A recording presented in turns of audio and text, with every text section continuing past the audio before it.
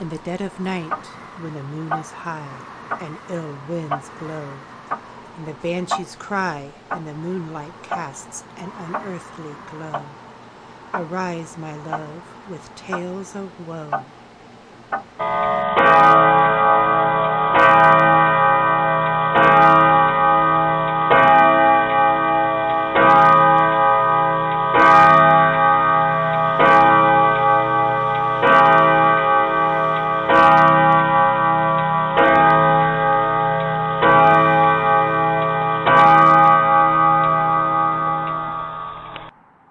Good evening. It is 12 midnight, the Paranormal Hour. Welcome to Ghost to Ghost. I'm your host, Chief Lawson. Ghost to Ghost is a podcast to discuss all paranormal and parapsychology subjects. You can find Ghost to Ghost on all major formats, so tell your friends, tell your family. Come listen to Ghost to Ghost. Good evening, ladies and gentlemen. It is the midnight hour. Thank you for joining our show tonight. We have a fun piece tonight. Tonight we're going to talk about paranormal vacations and sightseeing. And I'm sure a lot of you have gone on vacation at one point or another and seen something, either a sign that says, hey, haunted tour. Depending on where you go, there's usually something that they're advertising. So this ought to be pretty interesting. Tonight, with me, I have my co-host and our case manager and podcast director, Heather. Hello. And so as we begin tonight, I want to tell you that, some of what we're going to discuss is based on actual, true experiences we've had when we've been on vacation. Now, I and my wife, we're taping this in July of 2025, so about mid-July. So we're right in the middle of the vacation season, Yeah. But you can go on vacation any time of year. Well, sure. And, but people with kids, they usually go, June, July, August. So we're trying to hit about then. It's just been our anniversary. We just celebrated 5 years together, very happily married. And that does help when you decide to take a paranormal vacation. So, as we talk about this, there's a lot of different ways to look at this as far as a vacation. First of all, if you're married and your wife isn't into the paranormal ideas and stuff. Yeah, that could be a little hard. Yeah. There you may want to go paranormal sightseeing, but not make the whole vacation about parapsychology or paranormal. I mean, that could give you some problems. Might get you in a little trouble. Oh, yeah. So I would say that, you need to decide which way you're going to go. Now, if you I know when I was married before with my exes, I always made a deal that the vacation could be anything we wanted, but I got to go see, depending on how long the vacation was, one or more paranormal sites while I was there. They could either join me or wait in a car. But either way, I wanted to go, and it usually worked out. First of all, I know a lot of people are saying, how do you find these vacation sites? Well, it's pretty easy. First of all, what state are you going to? Jump on Google.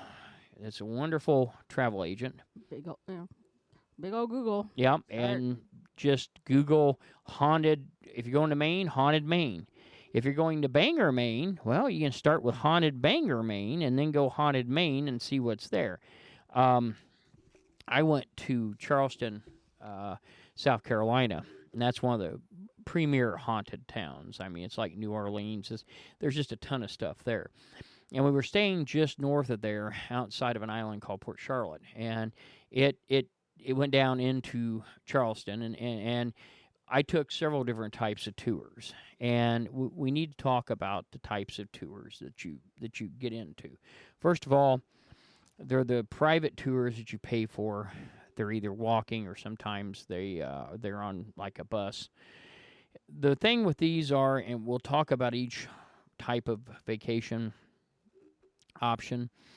There's fee-based sites that you can investigate that are known to be haunted. Now, these are more you pay to go in and actually do an investigation starting at 9 or 8 at night till 4 the next morning. Yeah, to whenever. So midnight, whatever the case is. The tour-driven, it can be inside or outside. And then the walk on your own, the walking tour, is one where you don't have a guide. If you go someplace like Gettysburg, they'll sell you a tape or or you can download a file onto your phone, and it will tell you as you go different places what's there. And you know, there's certainly Paracons, which if you're doing a totally paranormal vacation, a Paracon's the way to go. And you know, so let's start out with the walking tours you do on your own. What to expect? Well, for one thing is, you know, you're not going to get that personal care. And also, you're only going to get the portion of the story of what's haunted by either the material you're provided, which can be either written or something audio you either download. Back in the day, they gave you cassette tapes you put in a car. Yeah, you'd be hard pressed to find a cassette deck in a car these days. Although I have one in my antique truck, but I mean, you know, you just don't see them anymore. The other thing is that, you know, I don't know, they might still have DVDs, they may have options. Okay, so anyway, the thing that you got to look at is some areas. And if you're doing this, there's another option here where you may go walking and want to go sightseeing on your own, and you don't have any guidance from a service, you know, a self-service service. Be careful. First of all, I want to set out the rule: don't trespass. That's the dumbest thing you can do, and it makes you look bad. It hurts your credibility immediately. And it ruins things for other people. Yeah, I mean, nobody wants people on their property without their permission. Now, I'll tell you, in Gettysburg, there are a lot in the Gettysburg Memorial Park, but it's a memorial. Unless it's a sanctioned reenactment or something going on, they don't allow them to spend late nights in the park. Now, you can drive through the park, but if you get out and start wandering around the memorials, you may be visited by a park ranger who will help you out of that area. You know, there are some bridges there you're allowed to get out. And I think they know that there's a certain amount of paranormal community.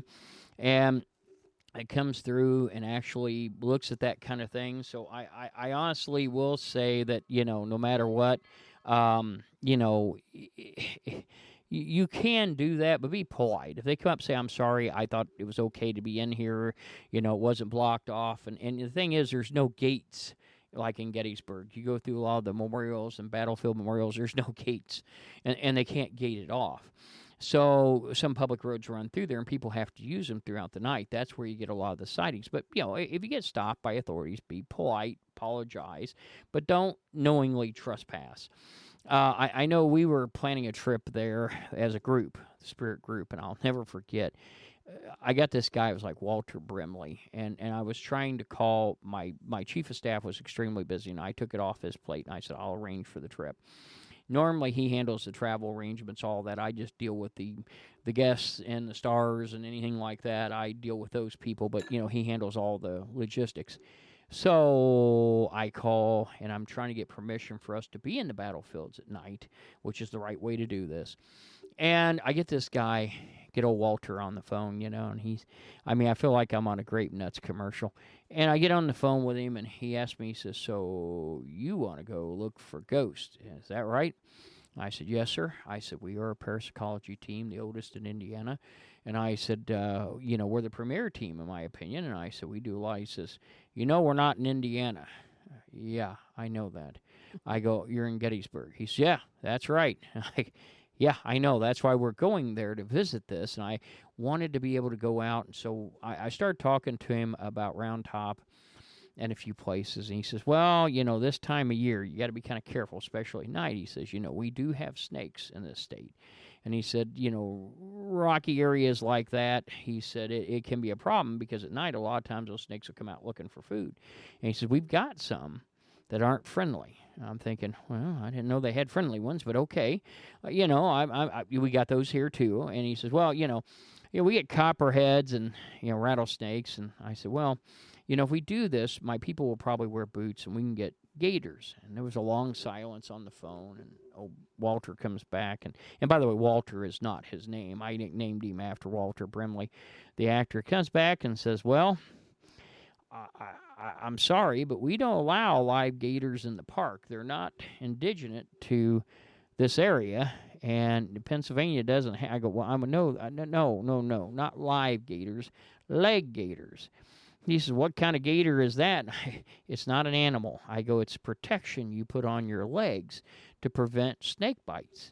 And he said, really? And I said, yes. A lot of people wear that in areas where, there's a lot of snakes. And I said, your boots usually are thick enough it will turn a fang. I said, but these are extra heavy because snakes tend to bite the legs more than they do the feet or the toes. He says, is that an actual official study? I said, I have absolutely no idea. I was told by the guy selling the gators. Is that official? Yeah, and he says, well, maybe he lied to you. I said, well, he could have. I mean, it truly could be that he lied to me. I said, I don't know, but we're going to go on the pretense he was right. And I said, all those wilderness guys are wrong, too. Yeah, and I said, I'm trying to find out who's in charge that I need to apply to get permission. So he gets through 2 or 3 names and says, well, they're not here. This one's doing this, and this one's working on a project. And I said, can I leave a number to be able to contact them? Oh, yeah. So he writes it down, and I have to spell spirit like 3 times because he can't hear me right. We finally get it down, and I called like 4 times. Every time I called, I got Walter. I couldn't get anybody else. And this is over like 3 weeks. And he told me at the end of the last conversation, he says, you boys are picking a bad day to come up here. And I said, well, why is that? He says, well, the Battle of Gettysburg was after during the 4th of July. And no, I did not know that. He says, well, you guys are supposed to be researching history. I thought you'd researched that. Yeah, I felt really great. Walter Brimley got one up on me. And I said, yes, you're right. My research. Now? I said, I haven't checked in with my research manager. I said I was busy trying to find gators. Anyway, I said, but yeah, so I missed that. And he said, well, yeah, they have reenactments out here. And he says, you guys can't be in the middle of that. And he says, you wouldn't want to be anyway. He says, there'll be a lot of people watching you because you'll be the new entertainment out there. He said, because after the reenactments are over with, they just sit around, eat, probably drink. He says, they're not allowed, but they probably do. And he says, you guys would probably be entertaining for them. Okay, we should plan this another day. And that's where we left it at. So, do your research. We've always said that, and I'll tell you. And get leg gators. Yeah, and get leg gators. And make sure that they're allowed in the state that you're in.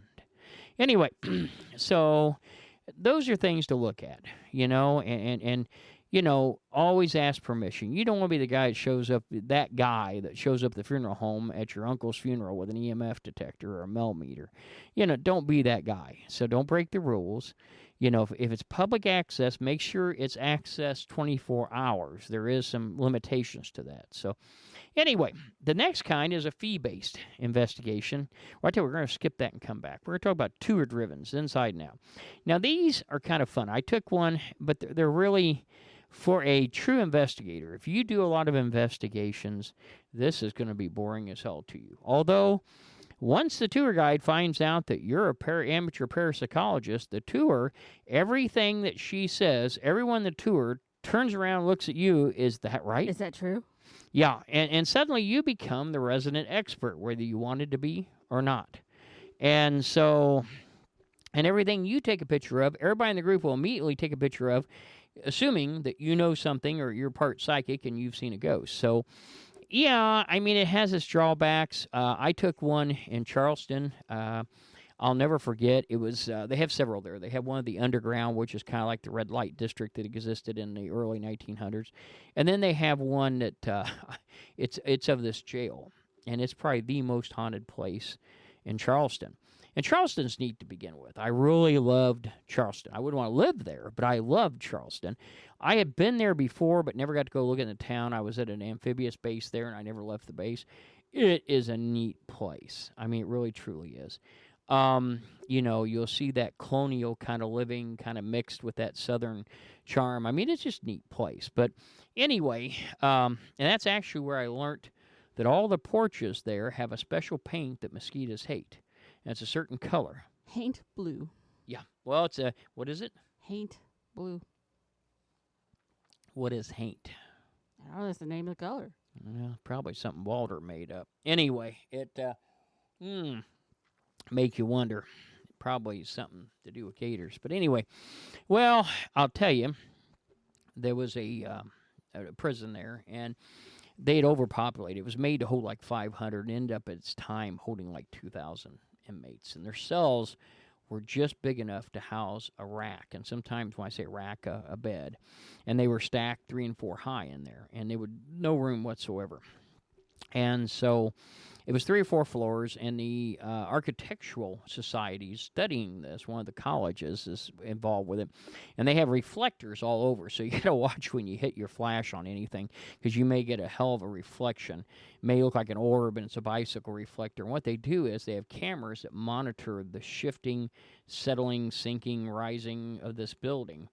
And those are the connector points that the computer uses to map if the building is moving. And so the day we do this, we're going to meet, and it's a company that does it, and I asked the company, I said, look, I'm a professional, if there is such a thing, parapsychologist, and I run a team out of Indiana, and I'd like to bring a couple of meters on. I said, well, yeah, we don't care. Can't have any alcohol. I go, well, okay, I'll note that. He said, but you can bring cameras where you want to bring. I said, what do you got? And I said, well, I'm going to bring a meter with me. It's got an EMF detector and a thermometer.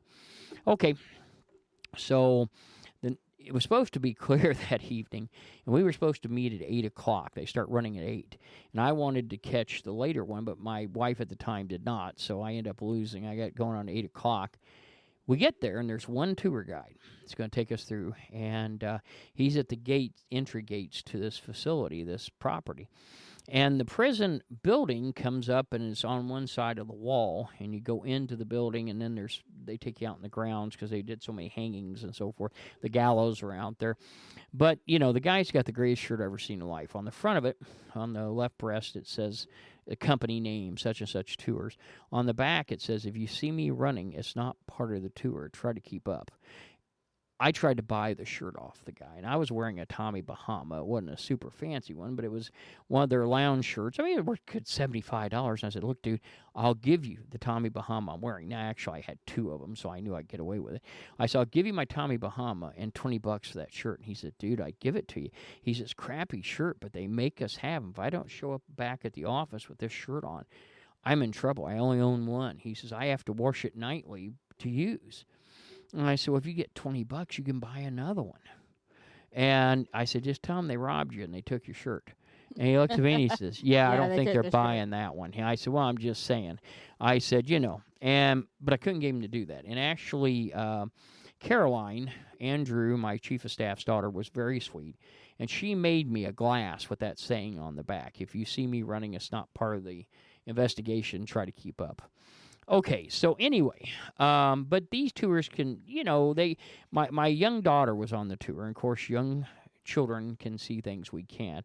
And I remember I got the tour ahead of me far enough that I could separate from them. I wasn't being overran with them. And my daughter says, are you going to take a picture of him in the corner? I look, there's nothing in the corner. I start taking pictures, and I get a misty figure, and I get some orbs. And so we had some neat things, and I shared that back. It was still digital, and we shared it, let them see it on the camera. I had a Sony camera at the time. But anyway, these can be fun. Sometimes they can't. Now, I'll tell you, I took one in Baltimore Harbor, on the Inner Harbor, and we went up to Fells Point, and we took a walking tour. And basically, we walked by all the buildings. They go, see that building? It's haunted. See that building? It's haunted. See that? And they told the story, but you didn't go inside. All you did was walk, and and I'll never forget, because we had a past potentate now, but then I think he wasn't even in the line of a potentate of the shrine, which is like the president of the shrine, and a guy named Jimmy. I remember Jimmy going, is there any fucking ghosts on this tour or what? Because he'd taken a couple beers, one in his back pocket and one he was drinking. And he said, I've seen more spirits out of these 2 bottles than I have this whole damn tour. And I don't remember. It was pretty expensive for what you got. And we walked all over. He says, like joining a gym. And, we end up walking. Fells Point was kind of hilly coming out of the Inner Harbor. It was kind of like the Broad Ripple of Baltimore. And the guy was sweet. She was very nice, but the tour was crap. You didn't get to see anything. You heard legends about all the homes, but you weren't allowed to go in any of them. So keep that in mind. Always ask, hey, Are we going into the houses, or are we just driving by looking at them? Now, I have a very close friend here in Indy that does tours, and I think they go in, and I don't know, but Nicole, if you're listening, don't take any offense to any of that. But anyway, and I don't remember Nicole's tours. I was trying to think what the name of them was. Nabrowski is her name, Nicole Nabrowski, and I'm going to have to sit here and think about it. But I'll find you a name. But anyway, she's very sweet, and her and her husband do great tours downtown. But there are some that aren't great tours downtown. What I always want to do is put together a pickle peddler. You know, those little carts where you could drink and pedal, and then go ghost hunting while you're on the cart. You just drive the cart to the scene. Everybody gets off. You know, I'm sure that wouldn't be good evidence, but anyway, be a lot of fun. So anyhow. Yeah, especially by the end of the night. Yeah, by the end of the night, we'd be seeing plenty of ghosts. So. But, you know, the thing to expect is, you know, you need to ask what to expect because every tour is different. Cost can vary on these things. I think back, now this is like in 2005 when I was in Baltimore and took that tour, and I think it was around $40 a person.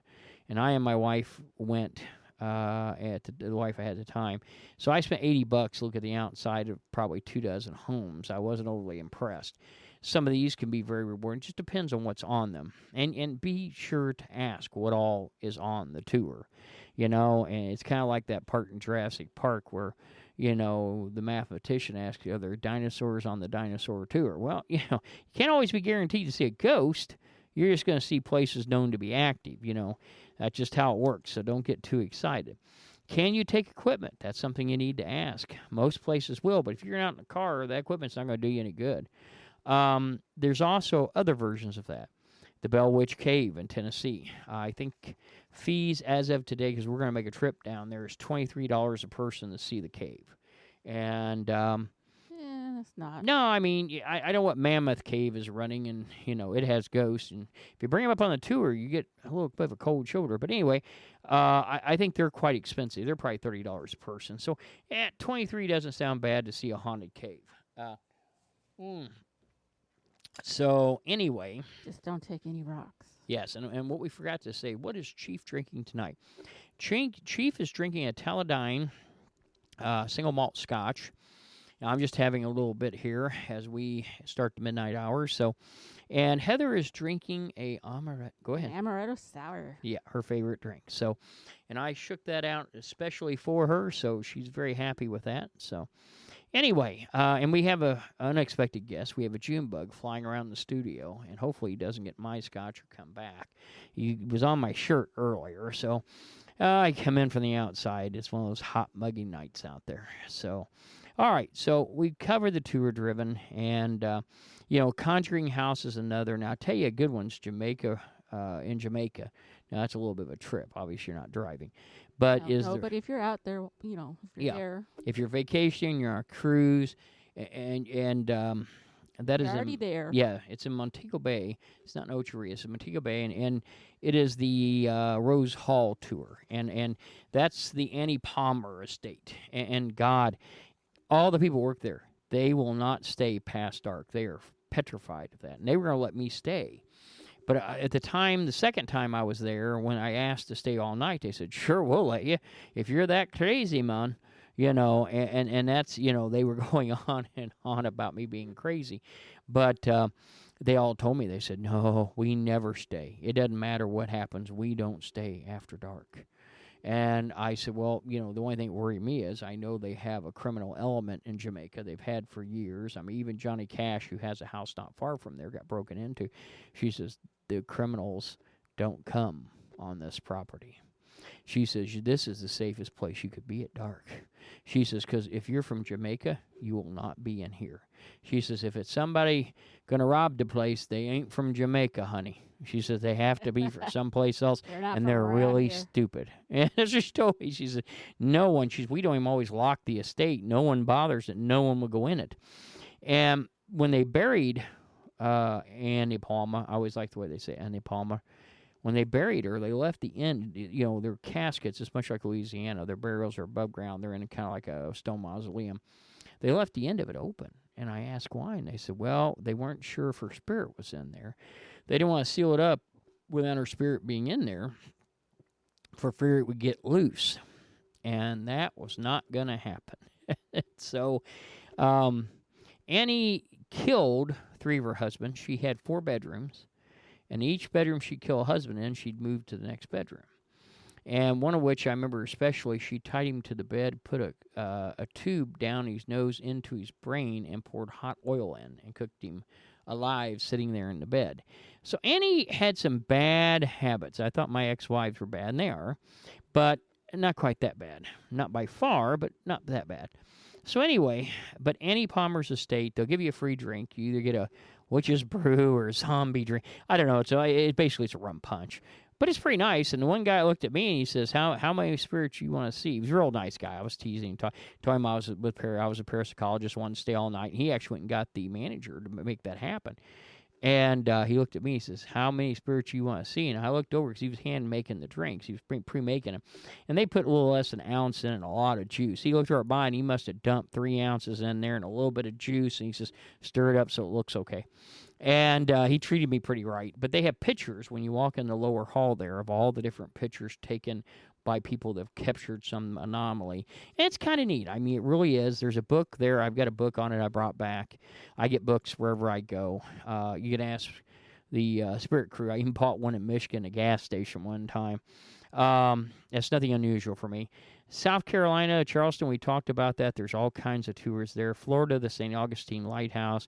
Key West Museum. Now, the museums are different, obviously, but they have a guided tour, and, of course, that's the home of Robert the Doll. And so you get a chance to see Robert, and that's at Fort East Martello Museum. Something you want to check out, okay? Now, let's go back to the fee-based sites to investigate. Okay, these are more along the lines of, hey, you're an investigator, you're bringing a flashlight and some gear, and you're going to investigate. Places like Randolph County Asylum, which we will be there. If you're looking at our Facebook page, you'll see that our crew is going to be investigating there coming up soon. We'll also be at Waverly Sanitarium very shortly. We have reservations there. Not strictly outpatient, I should mention.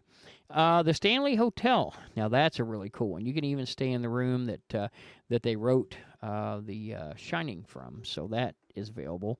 Lizzie Borden's house, which is a bed and breakfast. Yeah, you can stay there. Yeah, and Ohio State Reformatory. The RMS Queen Mary. You can stay there. Yep, that's a hotel, floating hotel now.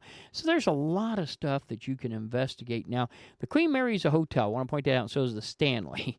I don't think they care. If you go on the off-season, if you go during the wintertime, which is kind of when the movie was based, it's not as deserted as the movie shows, but it's still pretty deserted.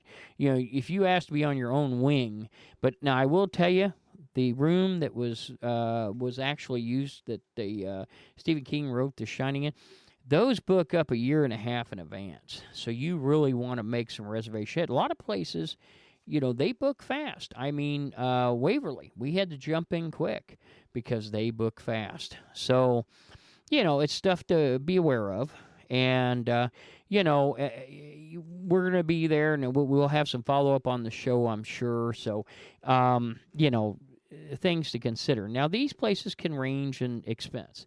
Randolph County Asylum, I think we paid about $700 for admission. But now bear in mind, we're a 7-man team, a 7-person team. I put that, you know, with no masculine overtones, but 7-person team. And we're going to be there from 7 in the evening to 7 in the morning. That's a 12-hour run. That's pretty good. And they're providing us beds if we want to sleep off and on, and they're providing a lot of things. So that's pretty good. Yeah. Waverly, I think it was around 6:25, 6:30 for all of us to go. That's so, you know, depending, you figure it's going to be somewhere between $75 to $100 per person. It's best to investigate with people you know. The thing with Waverly is there's 3 floors and there's 2 wings they do the active investigation in. Each wing gets a group, so there's 6 groups. If you don't have enough people, you may be paired with other folks. Get put with other people. Yeah, and you don't want that, because I remember a gentleman who went, it was a friend of mine, and he isn't on our team, but he went, and he was just kind of, you know, doing it on his own. And they put him with a group of people, and several had been drinking, and one lady had a Kroger bag. And the guy's trying to take EVPs, and this gal keeps running around with this bag, and she screams, and she talks, and she won't talk quietly, and they can't get her to shut up when they're trying to do EVPs. And no matter how far he gets from her, she provides a lot of contamination. And it became, yeah, and she screams every little noise, and he told me, he said, it was a waste of money. He said, I would have paid $10 more if they'd put her on another team. He said it was that bad, but even if they put her on the other side of the building, he said, we'd still hear her. She screamed that loud. So, know what to expect. I mean, if you're going in as a team and you're like at the Randolph County Asylum, we're the only body there. The night we were going into Waverly, we're not going to be the only body there. So we don't look at getting too much as far as good quality evidence unless, because, there's some people above us, below us, or we might be on the top floor, there's 2 groups below us, who knows? Or we might be on the bottom floor, there's 2 groups above us. There's going to be contamination, we know that. So it's part of it's being there to enjoy the Waverly facility. So anyway, I always say if you're going to do this kind of investigation, there's a great one here, and my buddy runs it. He's a good guy. That's Fowler Theater. I think he put our whole team in for $200. The great thing is show up early and watch a movie. This is a great retro theater, and oh my God, it is nice. It's volunteers that run it and keep raising money for it. He operates it. It's super cool. And if you book it for a investigation, you get a free drink and a free thing of popcorn. I've never had such good things. That was my favorite part. Yeah. I've never gone anywhere they go, oh, here's a sandwich and a drink, too. They take good care of you down there. So tell Mitch I said hi. Again, a good one. And I'm not saying any of the others aren't, but that is a good one. Every state has a lot of these. But, remember, you're investigating at night. So if you're on vacation and your wife isn't into this, it's going to be a problem. Now, she may sleep through and everything, but when you're coming back to the hotel to lay down to sleep, hey, if they're going to go to the pool, you might arrange it on a time when they're going to spend the day at the pool. You can sleep in the room, catch up on your sleep. It is fun. It is nice. But, again, prices can range. It just depends on where you're at. Now, like in the hotels, like the Queen Mary or the Stanley, remember, you can't be disturbing other guests. It's okay to go and investigate. I don't think they'll say too much, but if you start getting loud or knocking on walls and doors and there's other people in the wing you're in, they're probably not going to appreciate that. We'll try and get some sleep. So having said that, be realistic, okay? So, don't go in there with the expectation that you're going to make all that racket.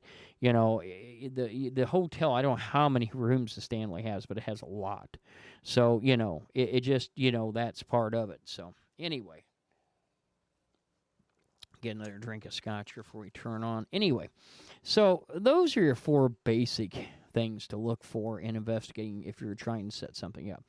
Now, let's talk about, okay, you and your wife both enjoy this, and you want to go on a paranormal vacation where it's all about the paranormal. That works out. As a matter of fact, our retired tech manager, Jim Hampton, and his wife, Jamie, who's a retired trainer for our group, they both go to several scare fests each year, one in Louisville, Kentucky. And it's either Louisville or Lexington. I can't recall which. I think it's Lexington it's at.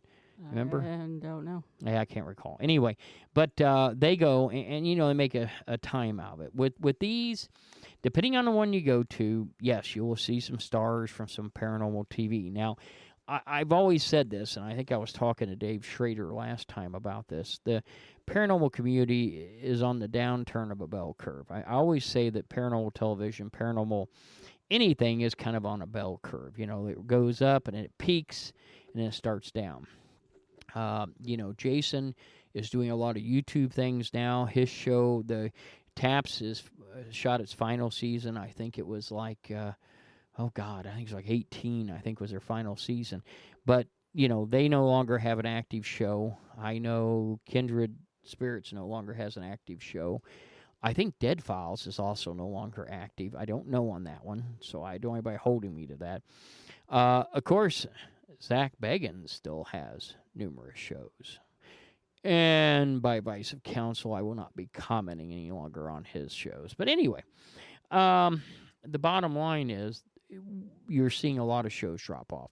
Now, I think Dave and Cindy Kranza has something going, and I think Shane Pittman has something going. There's some new ones. Shane does. But Shane does. I thought Dave was shooting something too. Maybe wrong. Don't know. Yeah, but I mean, I know the Ghost Brothers have been canceled for a while now. A lot of people, when they lose their mainstream media, they go into YouTube. Jason's doing a lot of private investigations. Steve Gonzalez is directing a lot of shows now, a lot of movies. The House in Between, Part 1 and 2, he directed. He did one other one. So, they're getting around, but they still make appearances. And when you go up, be polite. They sell pictures. They'll sign it for you. Pardon? Shirts. Yeah, they sell shirts. One thing I love getting in, my wife helps me with this, is making sure I get a Paracon shirt every year.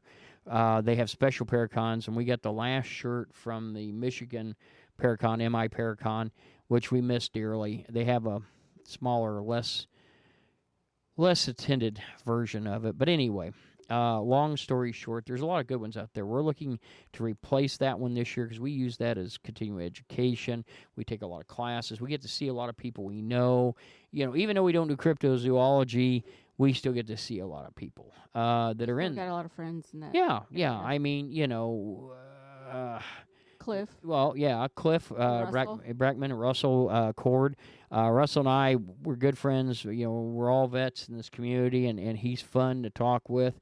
And we get to see these folks that we don't get to see very often.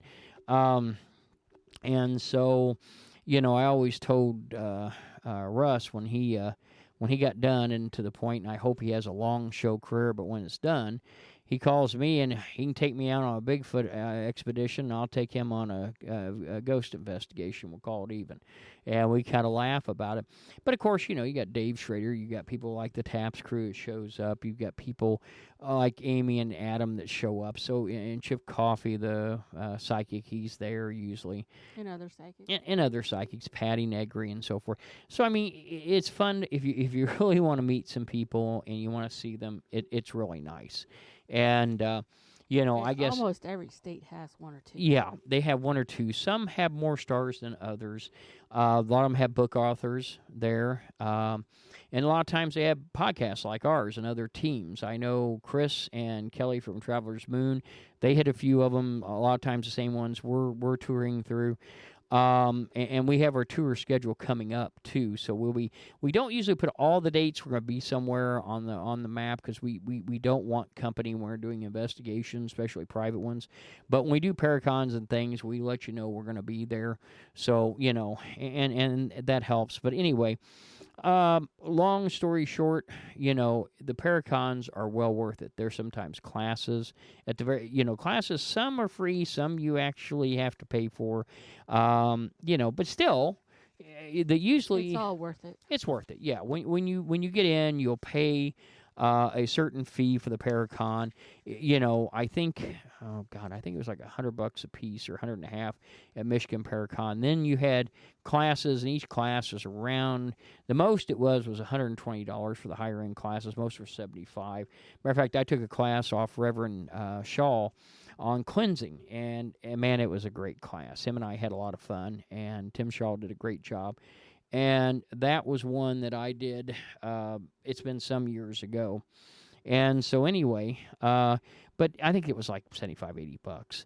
Then there's a lot of free lectures and stuff. There's a lot of great lectures that are given. And, you get to talk to people, buy books. Some of those people are guests on our show. Mike Rick Seckler, he's there. He has a lot of his books to offer. Now we get on to complete investigative packages with the stars. Yeah. Now we're just saving up for some. Oh yeah, there's some out there. These are usually not local, and when I say that, they usually are in different countries, but not always. But you need to check and see first when you want to book one of these. The trip has a cost, and the cost usually is for the trip, the transportation to and from locations during the trip. and sometimes a meal, but most of the time not. So you're going to have to figure on your meals, and you need to figure on your flight to that location. Generally, the flights aren't included. There are some that are. You just have to ask. Mike Rick Seckler does Egypt Stargates. That's in Egypt. He's got a guy out there, and we talked about that. But anyway, Scotland Castles is coming up. Black Forest in Germany is coming up. He has Dublin Ireland Mysteries. So he's got those trips, and you can, I told him we'd try to get on one. He's got MJ Dickerson. I want to do the Egypt one at some point. Oh, yeah, that would be neat to do. MJ Dickerson, she does a great job. Dixon, I'm sorry, I said Dickerson, didn't I? Dixon, I'm sorry. And she's a sweet lady, really. I like her a lot, and she's kind of our British counterpart out there. She does Dark Departures, Haunted Ireland, Skirrid Inn, Shepton Mallet Prison, Dark Departures New Orleans, which is more of a local one, and Ashmore Estates. Now, I told you about Nicole Nabrowski's Ghost Walks, and she has those too. They're local. They're here in Indy. Yeah, they're here in Indy. But a couple things you need to think about with this is first of all, does the flights come included? If you're going outside the country, do you need a passport? Because it is a law, folks. If you go outside the country now, you need a passport. So and a real ID. And a real ID. Well, no, if you get the passport, you don't have to have the real ID. Yeah. You have to, but you can't travel on the real ID anymore. You have to have a passport if you leave this country. You can't travel out of this. Out of the state. You can travel anywhere in the United States with a real ID, but you cannot travel out of the country without it. Yeah, you have to have a passport. So, and you want to check into that. Let me tell you, the people that fulfill that is the government. Needless to say, they move at the speed of molasses. So, file early. If you've ever watched Zootopia, the sloth at the DMV. Yeah, the sloth. Yeah, that's a good example. I'll tell you, even one time, I think it was time before last when I had to renew my passport. I was actually in Florida, and they have passport offices, and it's actually I think it's in, if it's not in Fort Myers, it's in Tampa, but I drove up to the office. If you file it there, you get it faster. Faster was 2 weeks. It would not be worth. And I know people that drive it. The next closest to us is Chicago here in Indiana. Chicago has a passport office. It's not worth the 2 weeks. Wait it out. You have to drive quite a distance. But the other catch is... I don't know if I want to drive 8 hours just to wait 2 weeks anyway. Yeah, well, it's more than 8 hours. 4 hours to Chicago, and then you got... 4 hours there and 4 hours back. Well, okay, yeah, 8 hours in that respect. Yeah, I mean, to me, the other problem you get is, let me tell you what, passport... Wait 2 weeks on top of that? Oh, yeah. See, passport photos have to be a certain size. And they did this on purpose because I'm sure when they first started out, the guy doing passports, his uncle was the photographer, and he was making money. Because now there's actually online, where I got mine put through last and I got yours put through, was online service. You send them a regular photo, and they send you back a hard copy that size. And the right size, and they clean up the photo and everything. It looks really good. So that's what I normally do. And it helps out. And so, that the picture can run you as much as $14 for one little, it's not 2 inches by 2 inches, but like a 2 inch by 2 inch picture can run you up to $14. Then the passport, I can't remember what it was the last time I renewed. If you're getting it first time, it's over $100. It used to be 80 and it was 100 if you want the rush. Always do the rush because, it's just a good idea. That buys somebody's beer for that night. You get it a little faster. And that actually does make it a little faster. But anyway, make sure you know if you've got a passport because you're not leaving this country without one. Make sure it's current. You're not coming back without it either. Make sure it doesn't expire while you're there. That's an issue you need to check into. So, be aware of these things. These are things that, and the other thing is think about jet lag. If you're going, now I think the quickest flight from New York to Heathrow is 10 hours. It's either 8 hours. No, I think it's 8 hours. It used to be 14 from Indiana because it was 4 hours to get to the end of the coast, and then, I think Baltimore or O'Hare, and then I think it was O'Hare was the last time I flew out. I flew from here to O'Hare, and then O'Hare there. I took the same plane. We just had a layover in O'Hare, but we never got off the plane. It was British Airways. They treat you pretty well. But it was like 14. Now they've got a straight-through flight. And I think it's like 8 hours, and you're in Heathrow. But that's still 8 hours, folks. Think about that. It's a lot more if you're And going. You're crossing timelines. You're crossing timelines. I mean, this is one of the big things I fight, because when I get there, I'm all hyped up. I want to see things, because at home, Sleep on the plane. yeah, as much as you can, because at home, you know, it may be 6 o'clock. There, it's 3 in the morning, and no one wants to go do anything. They want you to go back, take your happy ass back to bed till, you know, they get up. So, you know, that's one thing. In Egypt is going to be even more. You're going to have jet lag. Things I always tell people to travel with is this vitamin C supplement. You get it and you put it in your water, and it helps build up your vitamin C, help you keep you from getting eating on the plane. If you're flying for 8 hours, it's almost better to have a homemade mask with a filter, because I tell you what, I'm not talking about COVID. I'm talking about everything else that's out there. People will fly when they're half dead and dying, and they don't care what they spread. So, you know, be careful. When I get on, that's one time I act a little freaky while I'm on an overseas flight. A lot of times I'll clean down the seats with, I take a couple disposable bleach wipes, and I'll clean the seats and arms and stuff off and the table, so I've got a somewhat clear, you know, environment that's safe. But I'll tell you what, you know, you figure you're going to be going to the bathroom because you're on the plane for 8 hours, so at some point you're going to have to go. At least once. Probably. Yeah, and usually they're bigger planes. Now, I have honestly never flown on a 747. I've been on one, but I've never flown on it. I have. Oh, have you? With 2 decks? Yes. Yeah. And they have so much more amenities and things. Now, I've flown on a 777 last 2 times. I flew to Tokyo.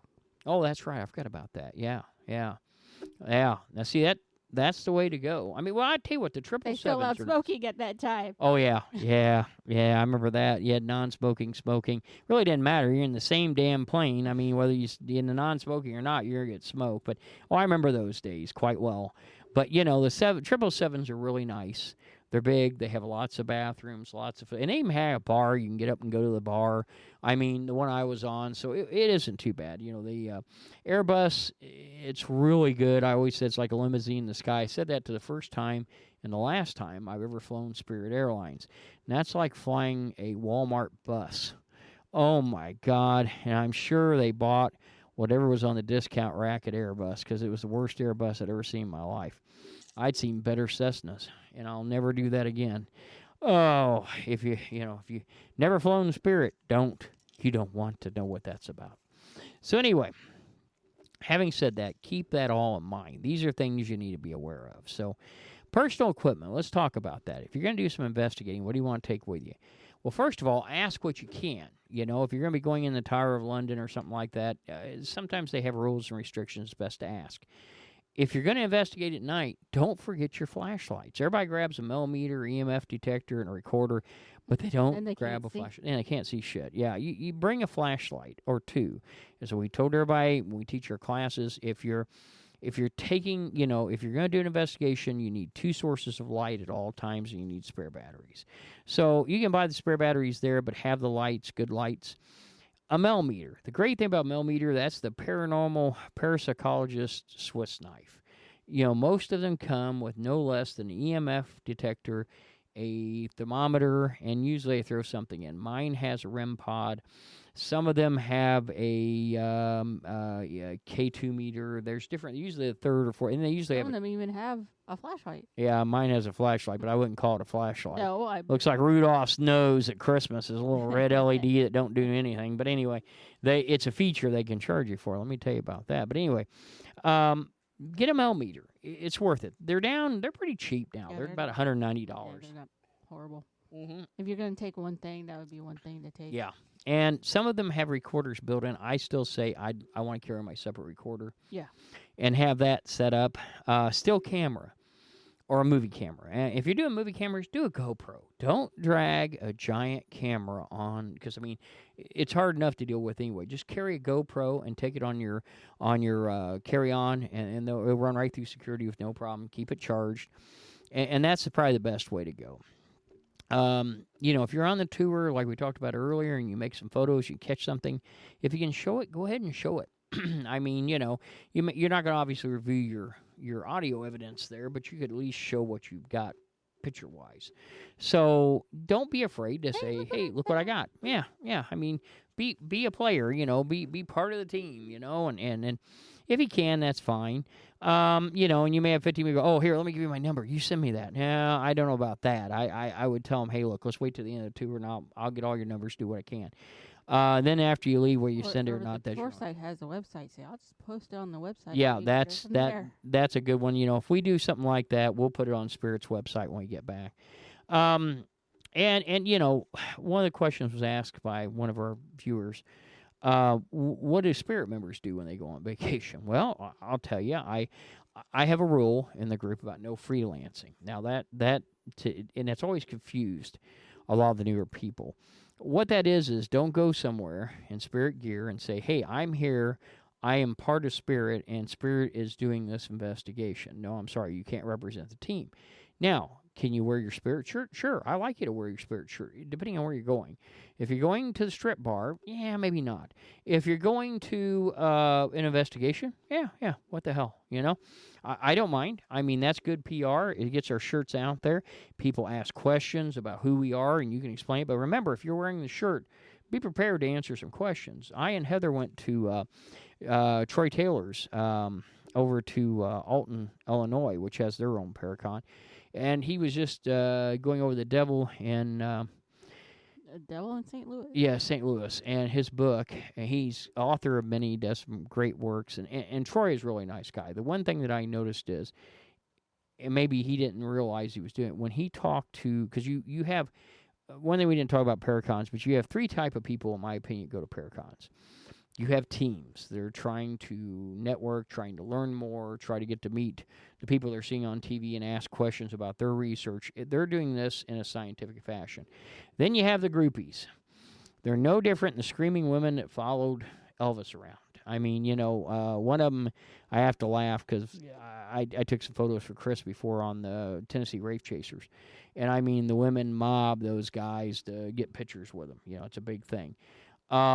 But I'll tell you, you'll get a lot of groupies. And then you'll get a third type, which are people that are just coming out to see what it's all about.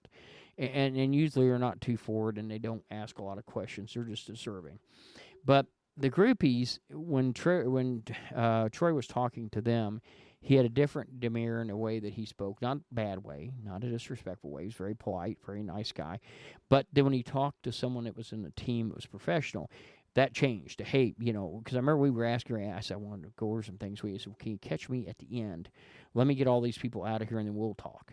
And it was a different situation. We talked about, some of his research, and I mean, he was there sharing it as another member of the team. That's just kind of the way he was.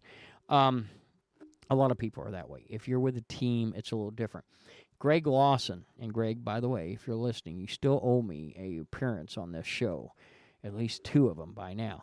Possibly a drink. Anyway, but he travels a lot, writes numerous books, and he's my relation, and Greg's a good guy. And so Greg Lawson, you'll see him from time to time, and he'll be out there selling books and talking.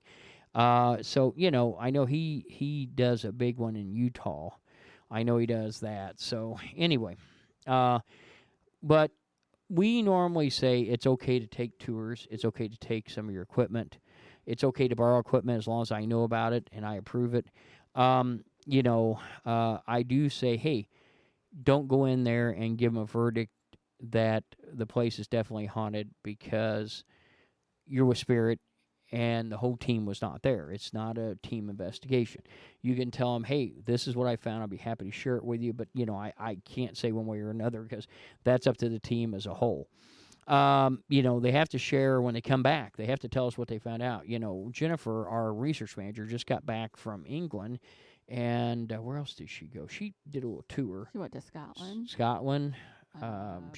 Brussels. She did a lot, and I'm jealous. She came through Greyfriars, and so she's working up an episode for us on Greyfriars and what she saw and what she experienced. And I encourage people. We want to get the brand out there. We want to, we want to make sure everybody's having a good time and people getting to help lead, and forward this field of science.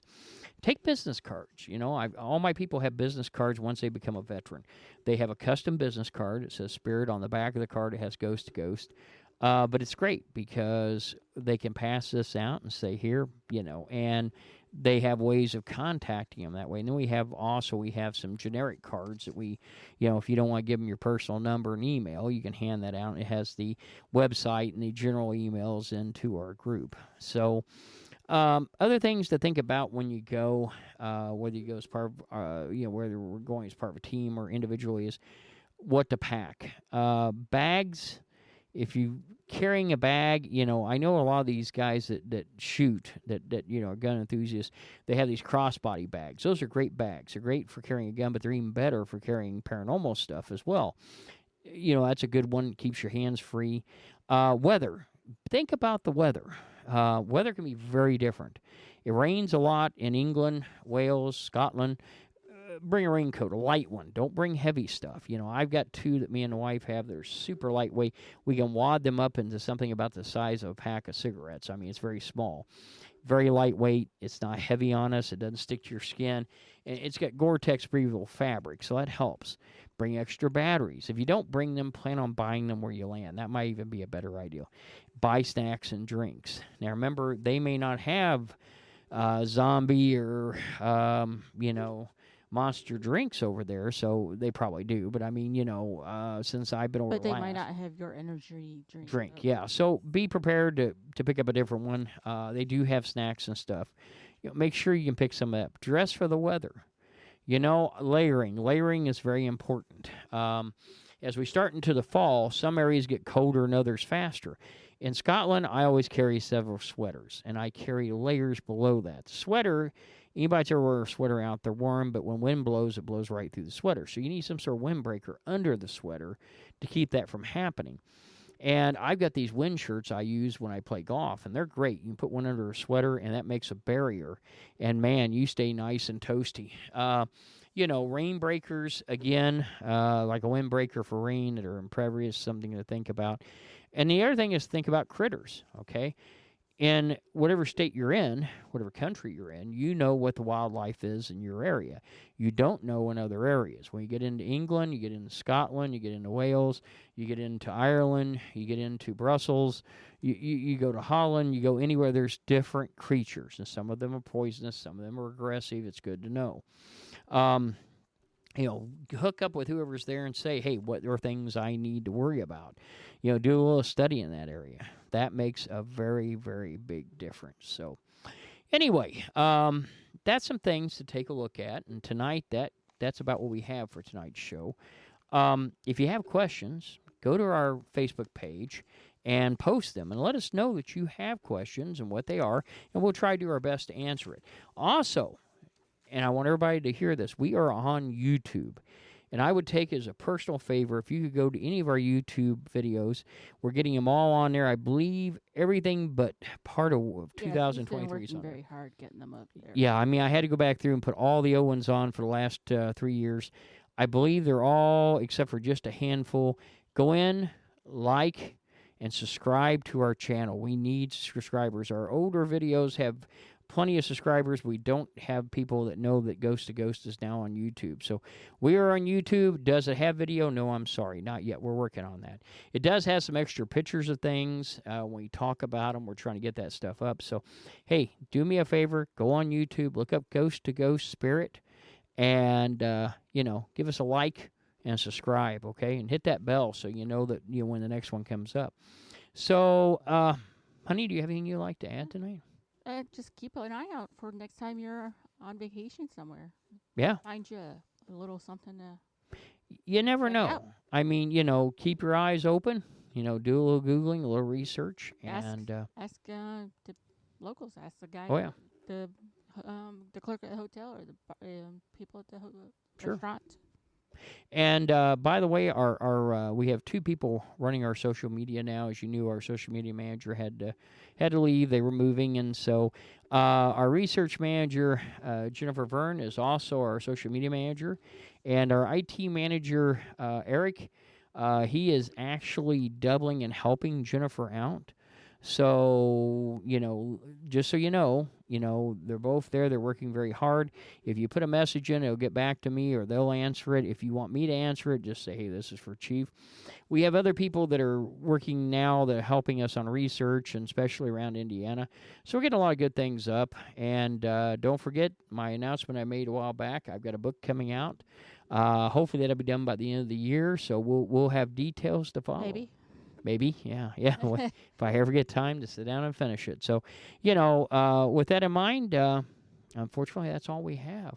We hope that this evening finds you well, and that you're comfortable and you're finishing your drink before bedtime. So, with that, good night, ladies and gentlemen. All right, ladies and gentlemen, it is now time for the Ghost Story of the Day with Heather Lawson. All right, this is from Scary Stories to Tell in the Dark, collected from Folklore and retold by Alvin Schwartz. If you had the book, there are drawings in it by Stephen Gamble. This one is Alligators. A young woman in town married a man from another part of the country. He was a nice fellow, and they got along pretty well together. There was only one problem. Every night he'd go swimming in the river. Sometimes he would be gone all night long, and she would complain about how lonely she was. This couple had 2 young sons. As soon as the boys could walk, their father began to teach them how to swim. And when they got to be old enough, he took them swimming in the river at night. Often they would stay there all night long, and the young woman would stay home all by herself. After a while, she began to act in a strange way. At least, that is what the neighbors said. She told them that her husband was turning into an alligator, and that he was turning the boys into alligators. Everybody told her there was nothing wrong with a man taking his sons swimming. That was a natural thing to do. And when it came to alligators, there just weren't any nearby. Everybody knew that. Early one morning, the young woman came running into town from the direction of the river. She was soaking wet. She said a big alligator and 2 little alligators had pulled her in and had tried to get her to eat a raw fish. They were her husband and her son, she said, and they wanted her to live with them, but she had gotten away. Her doctor decided she had lost her mind, and he had put her in the hospital for a while. After that, nobody saw her husband and boys again. They just disappeared. But now and then, a fisherman would tell about seeing alligators in the river at night. Usually, it was 1 big alligator and 2 small ones. But people said they were just making it up. Everybody knows there aren't any alligators around here. Thanks for listening to Ghost to Ghost. Again, I'm your host, Chief Lawson. You can find Ghost to Ghost on all major formats on the 15th and 30th of the month at midnight. If you'd like to be a guest on the show, maybe have a question or subject you'd like to ask about on air, or be used on the show, please email us at ghosttoghost@spiritindiana.com, ghosttoghost@spiritindiana.com. I want to thank my production staff on Spirit, Jennifer Verne, our research manager and our producer, and Heather Lawson, our trainer on Spirit and our podcast director, for helping make these podcasts possible. My chief of staff, Andrew Brooks, for his guidance and help on the scripts, and everyone else involved. Thank you so much. See you next time. Until then, stay safe and remember the truth is out there. Good night. Ghost to Ghost podcast and its contents is the property of Spirit Paranormal Ltd. All rights reserved. We welcome you to download and play the podcast and share with others for personal use. You may not, except with written permission, use or distribute its contents for commercial use. Spirit Indiana Paranormal, covering the Hoosier State since 2002, Indy's oldest parapsychology investigation group. If you're experiencing what you believe to be paranormal issues, reach out to us for help at www.spiritindiana.com or call our hotline at 317-883-9103. Again, that is www.spiritindiana.com or our hotline at 317-883-9103. Thank you for listening. Take care of yourself and the ones you love, and be safe out there.